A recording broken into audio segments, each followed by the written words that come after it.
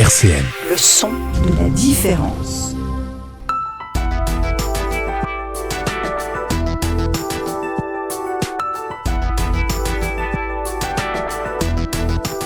RCN, émission spéciale Handicap 360. Avec Sophie Cluzel, secrétaire d'État auprès du Premier ministre, chargée des personnes handicapées.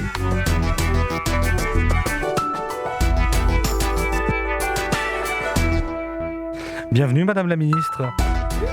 Bonjour. Pour échanger avec vous, nous avons le plaisir d'accueillir Élise, jeune alternante, porteuse du syndrome d'Asperger. On en parlera dans quelques instants. À ses côtés, Alexia Sorzé, psychologue et, comme on dit maintenant, job coach. Et puis en face d'Alexia, notre députée locale, notre Carole Grandjean, membre de la commission aux affaires sociales et coprésidente du groupe d'études autisme. Alors soyez pas surpris, en Lorraine on dit beaucoup de nôtres, voilà, c'est normal. Avant de commencer, je vous propose de reprendre quelques extraits, Madame la Ministre et chers invités, de l'émission que nous avions proposée à l'occasion du grand débat. Tout a commencé là.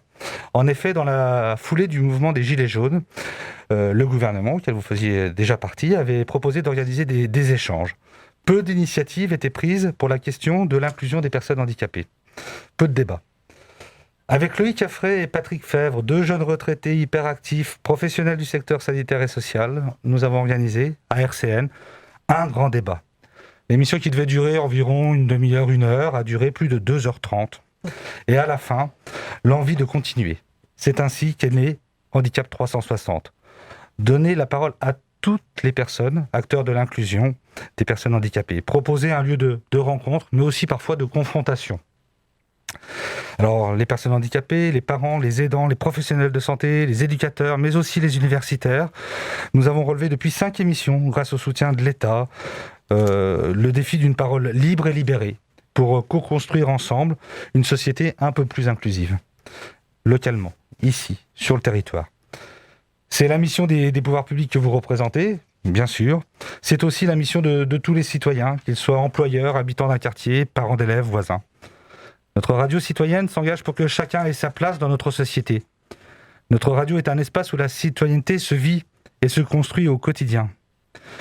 Merci Madame Cluzel de votre participation à notre émission. Si votre présence nous honore, elle est d'abord et avant tout le signe de la mobilisation de tous.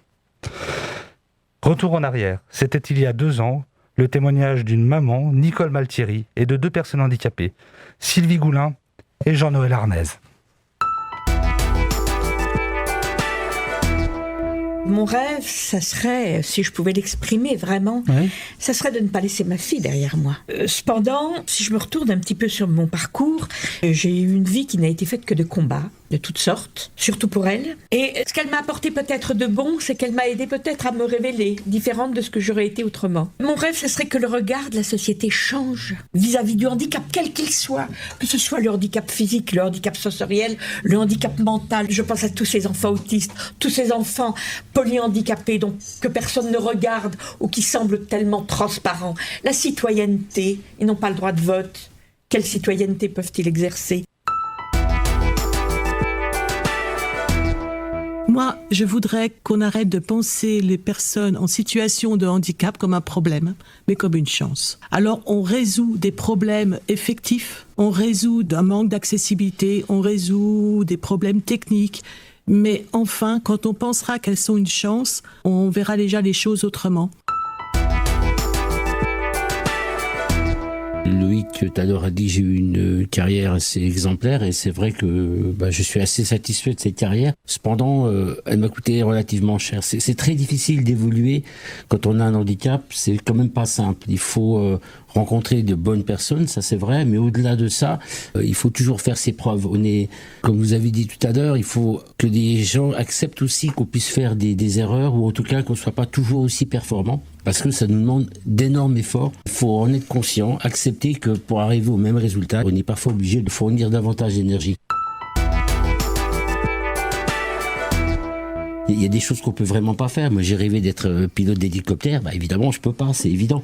Mais à l'inverse, je voulais faire de l'informatique et on n'a pas fait. On m'a beaucoup mis le bâton dans les roues pour que je puisse faire de l'informatique. Donc, c'est vrai que il faut qu'on nous écoute aussi un peu plus et que les gens soient plus informés. Cette émission, par exemple, moi je trouve qu'elle est très riche parce que justement, au-delà des témoignages, elle va apporter certainement auprès des personnes une information qui va sûrement les surprendre d'ailleurs pour un certain nombre de choses. Et ça, c'est quand même important de voir que il y a des handicapés qui réussissent et il y a des handicapés qui pourraient réussir s'ils étaient un peu aidés. Handicap 360 sur RCN. Bonjour Élise, je te voyais approuver ce que disait Jean-Noël tout à l'heure. Pourquoi ? Parce que c'est vrai qu'il y a pas mal de personnes qui en sont en situation de handicap et qui ne sont pas forcément correctement accompagnées et qui auront des difficultés plus importantes à accéder aux formations et plus tard à un emploi. Ça a été ton cas ? Pas exactement, puisque moi j'avais pas de diagnostic à l'origine, donc j'ai cherché un emploi comme la plupart des gens font. C'est plus quand je me suis retrouvée en situation d'emploi que je me suis rendu compte que j'avais des difficultés et que j'avais besoin d'être aidée à ce moment-là. Donc tu es porteuse du syndrome d'Asperger. Oui. En 2 mots, qu'est-ce que c'est ? Ça consiste principalement à avoir des difficultés sociales, notamment au niveau de l'interprétation des visages, de l'humour, de l'ironie. Donc ça peut créer des quiproquos ou des malentendus avec les gens et potentiellement des disputes ou ce genre de choses. Et tu disais, on ne me l'a pas diagnostiqué tout de suite. Non, effectivement. Donc dans ta vie de femme, de jeune et de femme, c'était un cheminement qui a dû complexifier un peu la vie. Oui, surtout que j'ai été diagnostiquée assez tard. C'est une personne que je connaissais qui était entourée de personnes autistes qui m'a dit que je présentais certaines caractéristiques. Donc j'ai fait les démarches à 25 ans. J'en ai 27 maintenant. Et jusque-là, du coup, je n'avais pas conscience de mes difficultés. Et quand si j'en avais conscience, mais je ne savais pas comment y pallier. Et maintenant, j'ai des outils pour pouvoir m'en sortir. Alors avec ce diagnostic, ça a changé ta vie ? Oui, complètement. J'ai pu enfin m'accepter entièrement et donc apprendre à m'apprécier. Et aussi, j'ai enfin pu mettre en place dans ma vie des adaptations nécessaires pour que je me sente mieux en général. On peut dire que tu as appris à t'aimer un peu alors ? Exactement, oui. Par rapport au travail, les difficultés, les opportunités aujourd'hui ? Dans ta situation de personne handicapée, quelles ont été les difficultés ? Quelles sont aujourd'hui les opportunités ? Avec qui tu peux trouver un soutien, une aide ? Alors au niveau de mes difficultés, donc quand il s'agit de passer un entretien d'embauche, comme c'est un exercice très codifié, c'est assez simple de le faire. Enfin, en tout cas, moi j'ai été formée à faire ça, donc ça va. En général, c'est plus une fois que je suis en emploi que ça commence à devenir compliqué parce qu'il faut communiquer avec les gens. Et là, il y a des personnes qui t'aident à travailler là-dessus ? Ma psychologue, Alexia, effectivement, m'accompagne. Je lui parle de mes difficultés et des situations dans lesquelles je me suis retrouvée en difficulté. Et elle m'aide en fait à démêler tout ça et à me dire si je me retrouve confrontée à une situation similaire, quelle réaction je pourrais avoir ou comment je pourrais m'en sortir différemment et que ça se passe mieux pour moi. Est-ce qu'il y a d'autres personnes qu'Alexia ? Actuellement, non. Enfin, je faisais des séances de psychomotricité puisque généralement, les personnes Asperger ont aussi des difficultés à se mouvoir dans l'espace. Donc, j'avais des séances de psychomotricité, mais c'est fini maintenant. Et dans ton boulot, comment on t'accueille aujourd'hui ? Bien. Est-ce que c'est la personne handicapée qu'on accueille ? Est-ce que c'est la personne handicapée qu'on accueille ou c'est vraiment c'est Élise qu'on accueille ? C'est moi qu'on accueille et il y a certaines choses qui ont été mises en place pour me permettre d'être à l'aise. Et, voilà, comme quoi, par exemple ? La possibilité d'être en télétravail plus souvent qu'une personne lambda, la possibilité de rentrer chez moi si je suis en situation où je me sens pas bien, et aussi le fait de pouvoir poser des questions ou de pouvoir plus facilement demander aux gens des précisions sans que ce soit pris mal ou vexant. Et si par les hasards de la vie, tu te retrouvais en face d'une ministre, comme ça, une secrétaire d'État, voilà.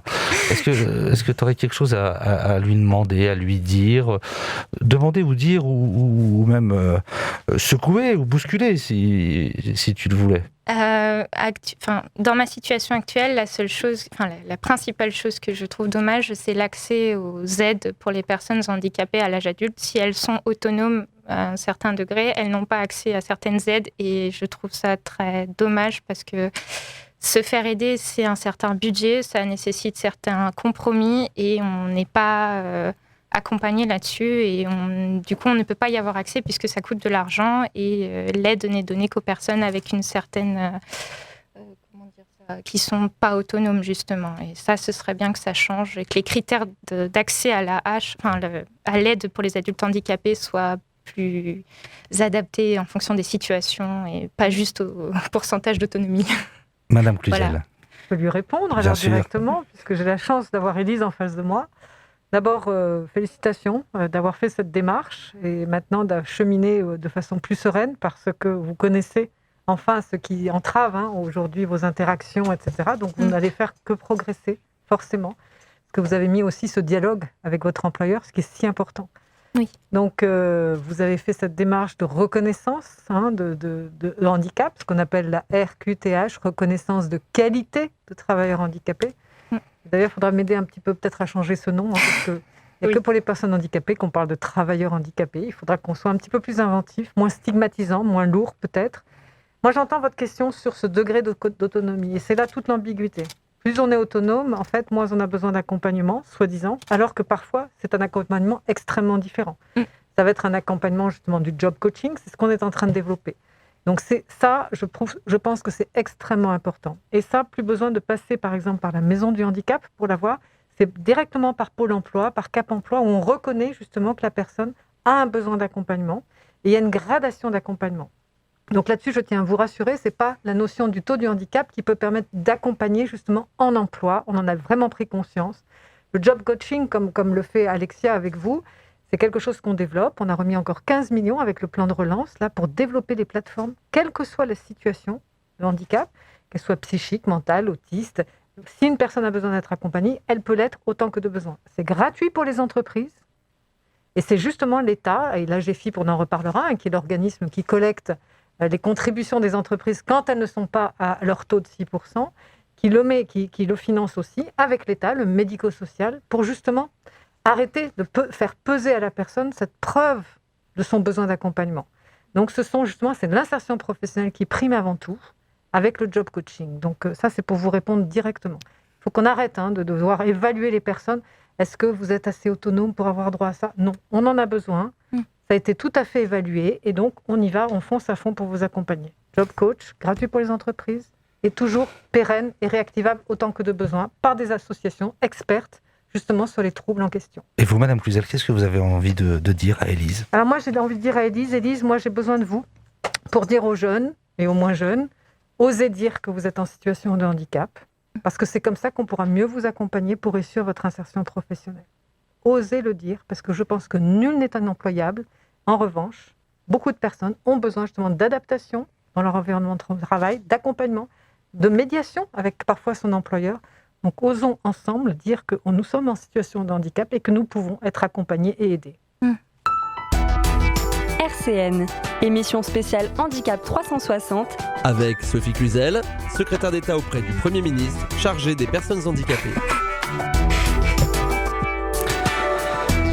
C'était super, Élise, merci. Alexia Sanzé, bonjour. Bonjour. Vous êtes psychologue et job coach. Comment vous en êtes arrivée là ? Alors, sur la psychologie, je ne vais pas vous faire la genèse parce que ça va être beaucoup trop long. Ça tombe bien. Par contre, sur le job coaching, j'ai rencontré dans le cadre de mes missions au sein du Centre Ressources Autisme un jeune homme qui avait plusieurs diplômes et qui m'a dit un jour « Je ne sers à rien à la société alors que j'ai plein de diplômes ». Et alors ? Et alors, je me suis dit qu'il fallait que je fasse une formation de job coaching afin de pouvoir accompagner les personnes qui se retrouvent avec des diplômes, mais avec une grosse difficulté à accéder à l'emploi. Et aujourd'hui, qu'est-ce que vous diriez à ce jeune homme ? Je lui dirais qu'on va déjà reprendre l'ensemble de ses particularités, sa façon de fonctionner, et savoir qu'est-ce qu'il veut faire et qu'est-ce qu'il peut faire pour ensuite rencontrer les différentes entreprises. Quelle est votre méthode de travail en fait ? Comment vous travaillez aujourd'hui sur cet accompagnement ? Alors, je travaille en essayant de connaître au mieux les personnes, parce que c'est vrai que si on connaît mieux la façon de fonctionner d'une personne, on va avoir plus de facilité à l'expliquer à l'entreprise, à expliquer quelles sont ses qualités, quelles sont ses ressources, combien ils vont gagner en employant une personne qui est en situation de handicap, et surtout une personne Asperger. Donc voilà, j'essaye d'être dans un fonctionnement de travail qui est entre les échanges réguliers et l'évaluation des compétences et du bien-être sur le lieu de travail. Vous travaillez avec Élise, par exemple ?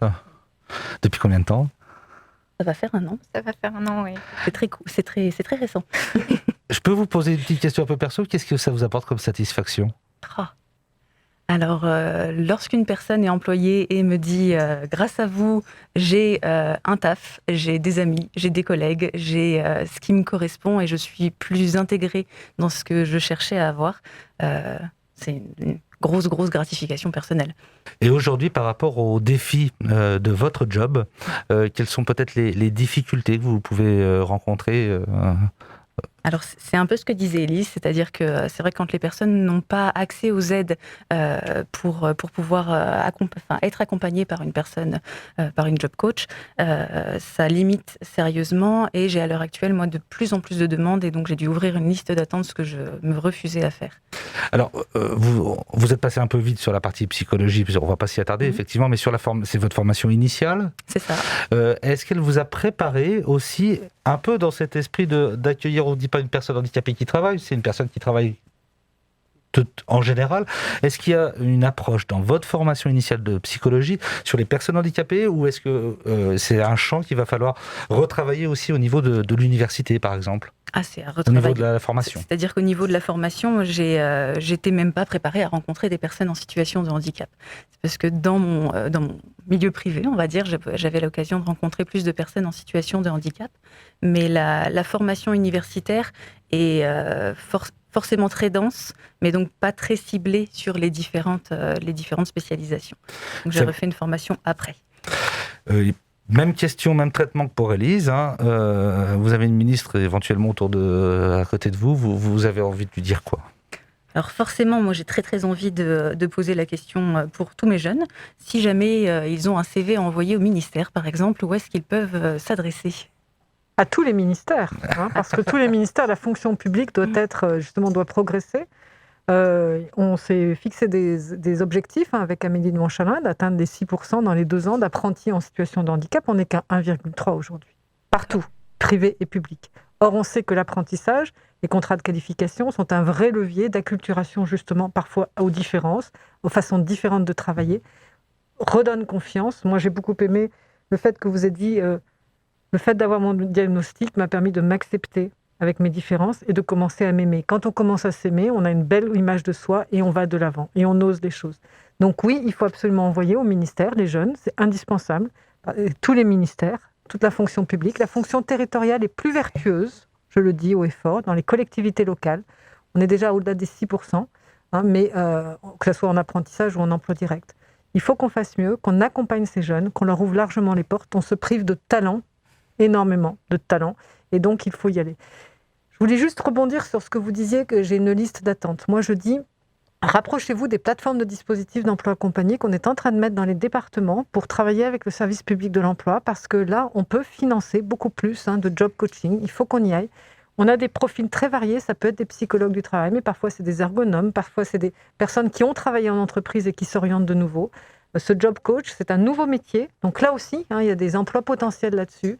Et après, si l'expertise est complétée justement avec les experts par type de handicap, on a vraiment des accompagnateurs qui peuvent changer la donne sur l'emploi des personnes handicapées. RCN, émission spéciale Handicap 360. Avec Sophie Cluzel, secrétaire d'État auprès du Premier ministre, chargée des personnes handicapées.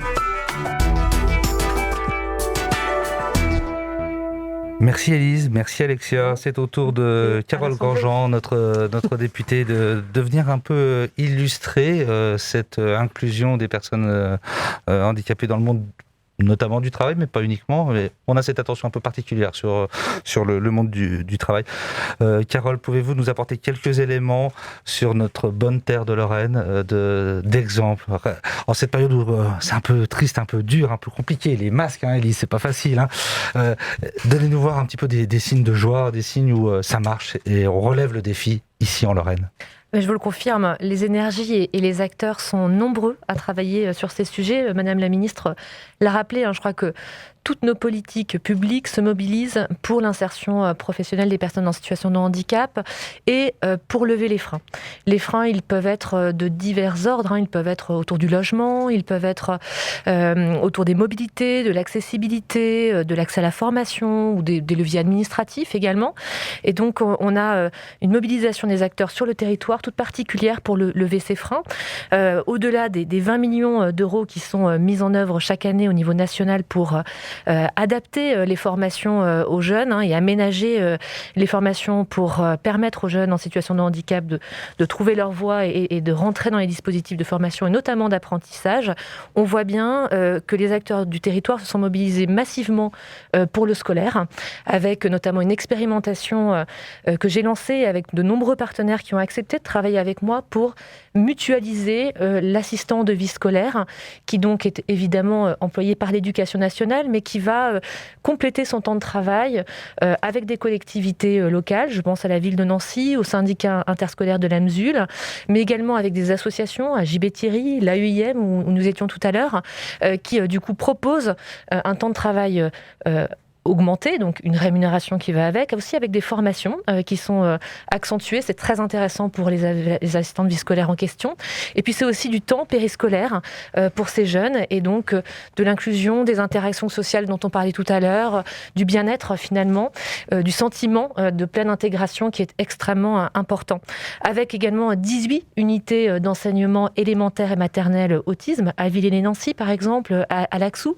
Et c'est là aussi un enjeu majeur pour nous d'inclusion dès la scolarité, puisqu'évidemment, par la scolarisation, on accède à la formation et ensuite à l'insertion professionnelle.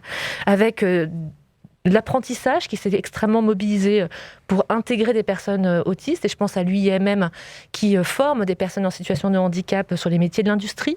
Et donc on voit bien à quel point l'UIMM Lorraine a pris l'élan avec ces fameux référents handicap qu'on a introduit récemment par la loi Liberté de choisir son avenir professionnel, l'adaptation aussi de ces formations à l'ensemble des handicaps, puisqu'ils sont de nature tout à fait différente et donc des adaptations qui doivent être faites en fonction. L'OHS également, par exemple, propose un accompagnement au permis de conduire, qui est là aussi une des clés pour accéder à l'emploi. Et donc, c'est évidemment très important de pouvoir avoir typiquement ce genre de propositions.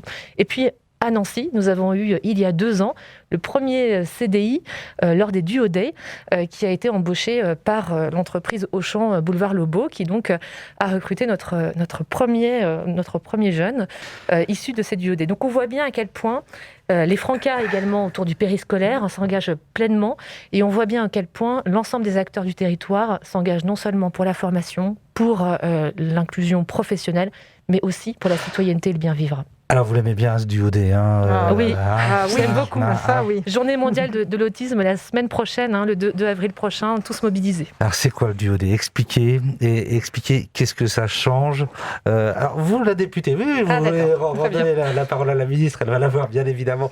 Mais vous, on vous voit beaucoup. Oui, alors c'est une journée qui me semble très importante parce que ça fait partie de la citoyenneté qu'effectivement rentrer dans le monde de l'emploi, parce que ce n'est pas facile de rentrer dans le monde de l'emploi quand on est jeune, mais aussi quand on est moins jeune et qu'on n'est pas dans le monde de l'emploi. Et donc au fond, on le sait bien à quel point toutes les occasions de découvrir l'univers professionnel, toutes les occasions de créer la rencontre avec les acteurs professionnels sont essentielles. Et ce Duo Day, c'est une journée dans laquelle on peut découvrir un métier. Les entreprises se portent candidates pour accueillir une personne en situation de handicap. Et c'est souvent la rencontre d'univers qu'on ne connaît pas, et c'est systématiquement des rencontres interindividuelles merveilleuses. Madame la députée, vous êtes de la même sensibilité politique que Madame la ministre, mais oublions ça quelques instants. Si vous aviez une chose à lui dire, écoutez, Madame la ministre, vraiment, j'aimerais bien qu'on avance beaucoup plus là-dessus, ça serait quoi ? Écoutez, Madame la ministre le sait, je défends beaucoup les intérêts du territoire, et c'est très important d'accentuer la différenciation territoriale, de porter les projets des territoires. On l'a vu tout à l'heure avec l'expérimentation qui est lancée pour la vaccination des personnes en situation de handicap, les équipes mobiles portées par la UIM.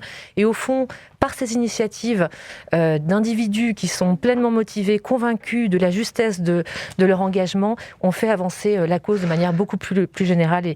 Et en cela, aidez-nous, Madame la Ministre, à porter tous ces projets sur les territoires. Madame la Ministre, ça passe discours presque sénatorial. Madame la députée, chère Carole, vous savez comment je travaille, je me nourris des territoires. C'est pour ça que je me déplace partout, parce que les solutions, elles viennent des territoires. Donc ça, vous pouvez compter sur mon engagement pour partir de ce qui existe et après arriver à les essaimer. Et c'est là où j'ai de nouveau besoin de vous, parce que parfois on est obligé de pousser les murs, de faire des dérogations sur les agréments, de tout ça, cette vie législative qui doit suivre après la vie des territoires. Et c'est bien ce que nous portons ensemble. Permettez-moi juste de revenir sur le duodé, parce que ça, c'est mon bébé. Je pense que c'est un levier majeur.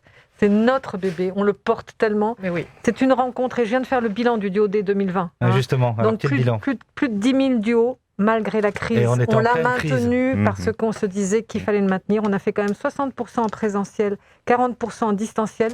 Mais je voudrais donner un chiffre majeur. 10% des rencontres de duos ont donné lieu à de l'emploi. Voilà, ça devient un outil de sourcing pour trouver un emploi.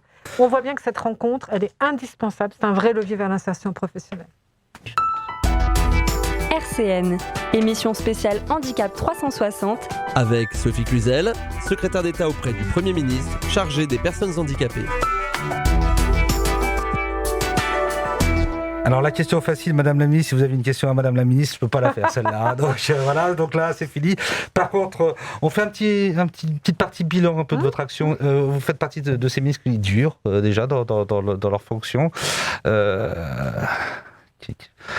Un bilan à mi-parcours, en cours de parcours, on va dire. 4 ans déjà, puisque, voilà. Mais non, je voudrais répondre juste. Tout à l'heure, on a entendu une de vos intervenantes qui a dit « Ils sont invisibles, redonnez-leur le droit de vote ». Eh bien, c'est fait, madame.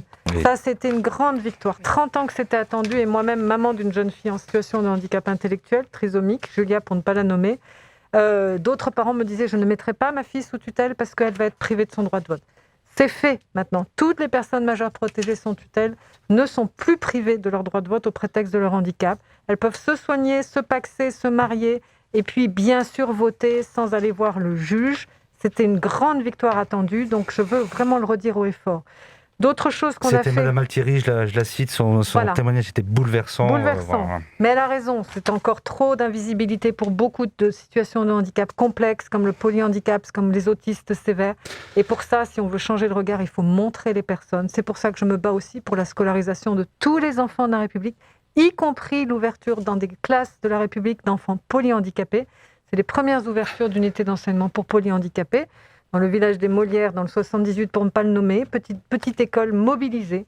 Et là, j'ai entendu des remarques absolument incroyables d'une petite fille de CM1, CM2 qui me dit « Mais ils étaient où ces enfants ? On les a fabriqués, on les avait jamais vus. » Voilà, c'est comme ça qu'on change le regard sur la grande différence. Il faut absolument les rendre visibles, c'est très important. Un deuxième bilan dont je suis très fière, c'est de simplifier la vie quotidienne des personnes handicapées. Plus besoin de prouver que vous avez un taux de handicap à 80%, plus besoin de dire que vous êtes toujours aveugle, que vous êtes doublement amputé, que vous êtes trisomique, que vous avez un autisme sévère, pour aller avoir vos droits ouverts. Et donc ça, c'est très important. Donc un mouvement majeur de simplification. C'est quelque chose de compliqué parce que c'est plus de 100 MDPH sur lequel je viens en appui. Je remets 25 millions dans le système informatique des MDPH pour accélérer les délais de traitement. On partage cette responsabilité avec les départements, nous l'État. Mais on commence à y arriver avec vraiment l'octroi de ces droits à vie de plus en plus maintenant au sein des MDPH.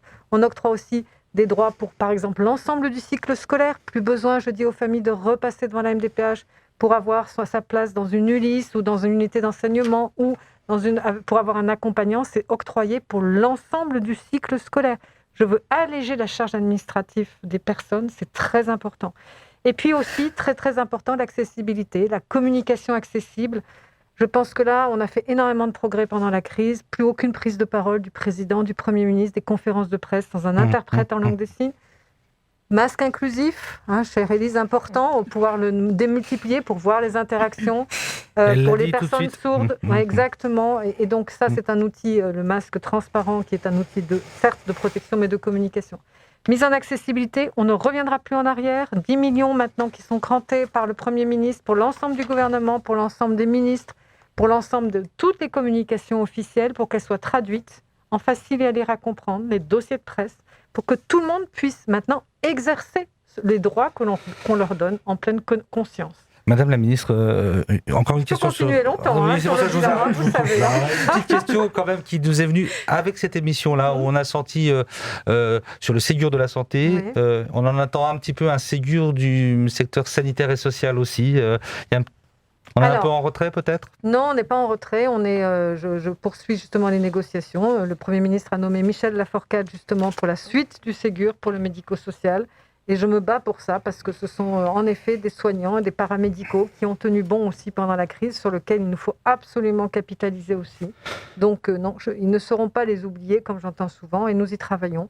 Travaillons aussi pour pouvoir avoir des validations de passerelles entre les métiers si importants, pouvoir donner de la perspective sur ces professionnels qui sont indispensables, bien sûr, pour l'accompagnement des personnes en situation de handicap. J'ai oublié de vous dire, l'émission sera enregistrée et disponible en podcast, donc attention.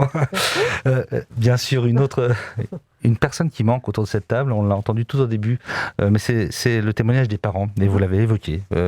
Votre fille Julia, quand on parcourt un peu la presse, vous en parlez. C'est la maman que je voudrais un petit peu interroger quelques instants. Comment avez-vous vécu l'annonce du handicap de votre fille ? Vous me replongez loin en arrière, ça fait 25 ans. Qu'est-ce qui a été difficile à ce moment-là dans votre vie de parent ? Qu'est-ce que ça a changé dans votre vie de parent ? Qu'est-ce qui a été un cadeau ? Je vous ai tout dit. Je crois que le handicap bouleverse de toute façon les fratries, la famille. Quand on a la chance d'avoir une famille qui tient fort, c'est déjà gagné. Malheureusement, c'est une des premières causes de divorce, le handicap. C'est une des premières causes parfois ça fait exploser la cellule familiale. Moi, j'ai eu cette chance d'avoir une famille extrêmement solide, un mari, des frères et sœurs de Julia, parce que c'est la 4e. Je pense que ce qu'elle a transformé, c'est le regard que l'on porte tout simplement sur les capacités des uns et des autres. Avec Julia, on a maintenant, à moi, ça m'a donné un regard de présomption de compétence sur autrui, sur mon alter ego, quel qu'il soit, avec toutes ces différences. Il faut qu'on aille creuser.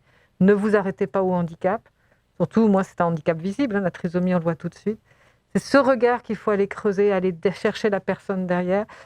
Julia, ça a été un bouleversement dans ma vie. Très heureux. C'est une jeune femme très épanouie maintenant. Il existe énormément de situations de handicap. Moi, j'ai la chance que Julia est très heureuse. Elle ne souffre pas. Elle n'a pas de problèmes médicaux. Ça, c'est une chance formidable.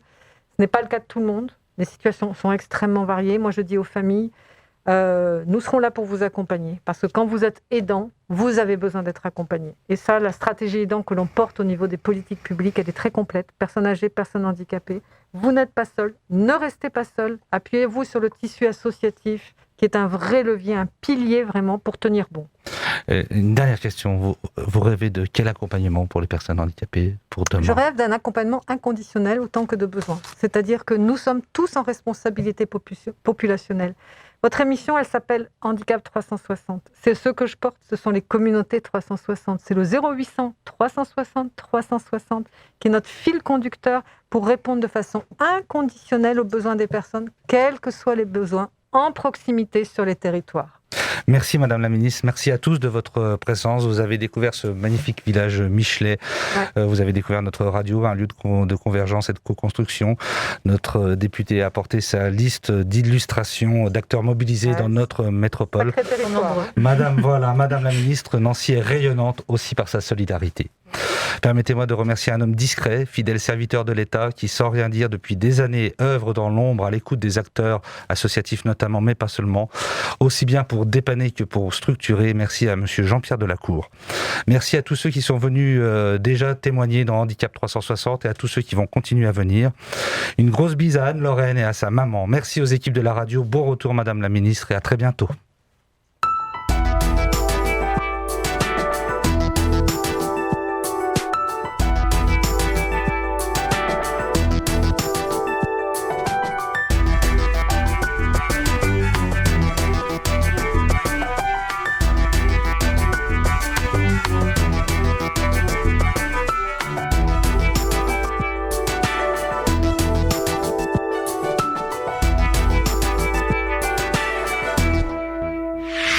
RCN, www.rcn-radio.org